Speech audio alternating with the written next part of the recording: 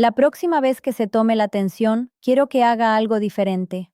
No mire solo el número de arriba, mire el de abajo. Si su tensión es 138/82, la mayoría de las personas se fijan en el 138. Ese es el sistólico, el que todo el mundo conoce, el que el médico comenta. El 82, el diastólico.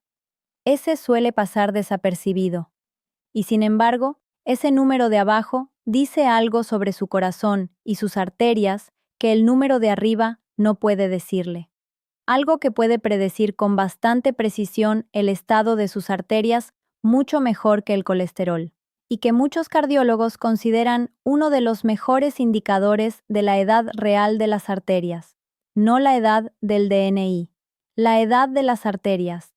Y hoy le voy a explicar exactamente qué significa, cómo interpretarlo, y qué puede hacer si ese número no está donde debería. Soy Elena, médica jubilada. Tengo 67 años. Ejercí más de 30 años aquí en Madrid, y le voy a contar algo que simplificó mucho la forma en que hablaba de la tensión con mis pacientes mayores. Durante muchos años, la medicina simplificó la tensión arterial a un solo número porque era más fácil de comunicar, la sistólica, el de arriba. Pero resulta que esa simplificación deja fuera información muy valiosa, especialmente en personas mayores de 60. Así que hoy le doy las dos caras, la del número de arriba y la del número de abajo, y le explico qué dice cada uno. Para entender esto, necesita entender el latido del corazón. Su corazón late, y cada latido tiene dos fases. La primera es la sístole. Es el momento en que el corazón se contrae. La sangre sale del corazón y se impulsa hacia las arterias. En ese momento, la presión en las arterias está en su punto más alto. Eso es la tensión sistólica. El número de arriba. La segunda fase es la diástole. Es el momento en que el corazón se relaja. Se está llenando de sangre para el próximo latido. En ese momento, la presión en las arterias está en su punto más bajo. Eso es la tensión diastólica. El número de abajo. ¿Por qué importa el diastólico? Porque la tensión diastólica refleja la resistencia de las arterias cuando el corazón está en reposo. Y esa resistencia es un marcador directo de la rigidez arterial. Cuando las arterias son jóvenes y elásticas, se comportan como una goma. El corazón contrae, la arteria se expande para amortiguar el golpe. Cuando el corazón se relaja, la arteria se retrae y sigue empujando la sangre hacia adelante. El corazón bombea, la arteria ayuda, trabajan en equipo. Cuando las arterias se vuelven rígidas por la calcificación, la arteriosclerosis y el paso de los años, ya no se expanden ni se retraen bien. Se han vuelto rígidas, duras, como una tubería de hierro en lugar de una de goma. Y esa rigidez tiene consecuencias en los dos números, pero de formas opuestas. Y eso es lo fascinante. En personas jóvenes con hipertensión suelen subir los dos números juntos, pero en personas mayores ocurre algo que se llama hipertensión sistólica aislada. La sistólica sube y la diastólica puede quedarse igual o incluso bajar. ¿Por qué? Porque las arterias rígidas no amortizan el golpe del corazón y la presión en el momento del latido se dispara más de lo normal. Eso sube la sistólica. Pero como esas arterias rígidas tampoco colaboran en el periodo de relajación, la diastólica no sube tanto, o incluso baja. El resultado es lo que los médicos llamamos una presión de pulso alta. La presión de pulso es simplemente la diferencia entre la sistólica y la diastólica. Si su tensión es 138/82, la presión de pulso es 56. Si su tensión es 148/70, la presión de pulso es 78. A mayor presión de pulso, mayor rigidez arterial y mayor riesgo cardiovascular. Por eso una persona con 148/70 puede tener un riesgo cardiovascular mayor que alguien con 145/90, aunque el número de arriba sea parecido y el de abajo sea más bajo. El número de abajo bajo en personas mayores no es necesariamente bueno. Puede ser señal de que las arterias han perdido su elasticidad. ¿Cuáles son los valores de referencia? Tensión sistólica, por debajo de 120. Óptima, entre 120 y 129. Elevada, entre 130 y 139. Hipertensión estadio 1, por encima de 140. Hipertensión estadio 2. Tensión diastólica, por debajo de 80. Normal, entre 80 y 89. Hipertensión estadio 1, por encima de 90. Hipertensión estadio 2. Pero aquí viene algo importante que ya mencioné en el vídeo de los medicamentos. En personas mayores de 75 u 80, los objetivos de tensión son a veces diferentes. Hay estudios que muestran que en personas mayores frágiles, bajar demasiado la sistólica aumenta los eventos adversos.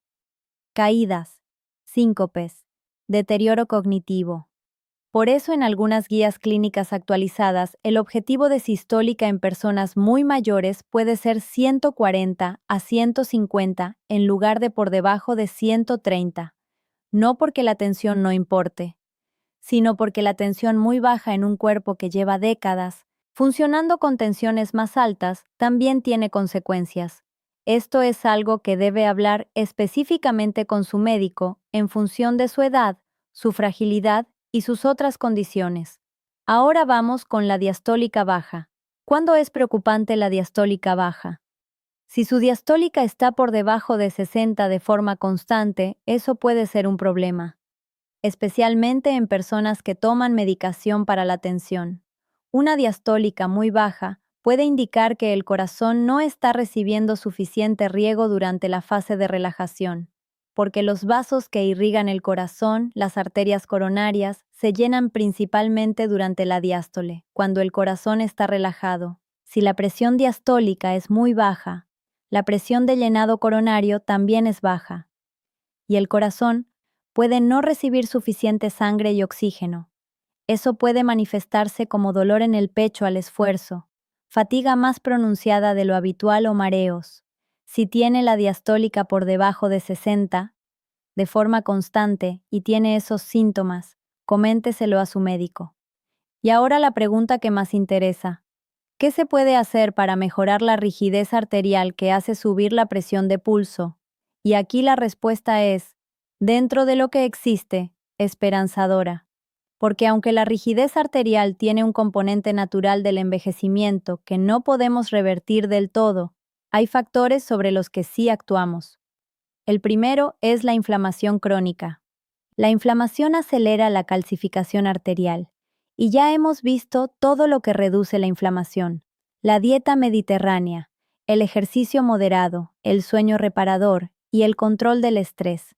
El segundo es la homocisteína alta, que como le expliqué en el video anterior, daña directamente el endotelio y acelera la arteriosclerosis, y que se trata con vitaminas del grupo B cuando el déficit lo justifica. El tercero es el azúcar alta sostenida. El exceso de glucosa destruye el endotelio de las arterias a través del proceso de glicación, que hace las fibras de colágeno arterial rígidas y entrecruzadas, como cuando calienta demasiado una goma y pierde elasticidad. Controlar el azúcar es controlar la velocidad de envejecimiento de las arterias. El cuarto es el sodio. El exceso de sal no solo sube la sistólica, la rigidez arterial producida por el exceso crónico de sodio también impacta sobre la diastólica y sobre la presión de pulso. Reducir la sal escondida, que ya vimos en otros vídeos, es una de las medidas más directas sobre la salud vascular. Y el quinto, el movimiento. El ejercicio aeróbico regular mejora la elasticidad arterial. Hay estudios que muestran que personas sedentarias que empiezan a caminar 30 minutos al día de forma constante mejoran su distensibilidad arterial en pocas semanas. No lo devuelve a 30 años, pero frena el deterioro, y eso ya es enormemente valioso. Antes de cerrar, quiero darle una cosa práctica que puede hacer en la próxima visita. Pida a su médico que le explique no solo si está alta o baja, sino la relación entre los dos números. La presión de pulso. Si su presión de pulso es mayor de 60 o 65 de forma consistente, eso merece una conversación sobre la rigidez arterial. Y si su diastólica está bajando mientras su sistólica sube, eso también merece atención, no como alarma, sino como información, porque información a tiempo es la mayor ventaja que puede tener contra el envejecimiento vascular. Y antes de despedirme, una cosa breve. Si quiere tener este tipo de información siempre a mano, junto con todo lo que hemos visto en este canal, hemos creado el Manual de Salud después de los 60, un PDF completo con 12 capítulos. Léalo en su teléfono cuando lo necesite. El enlace está en la descripción.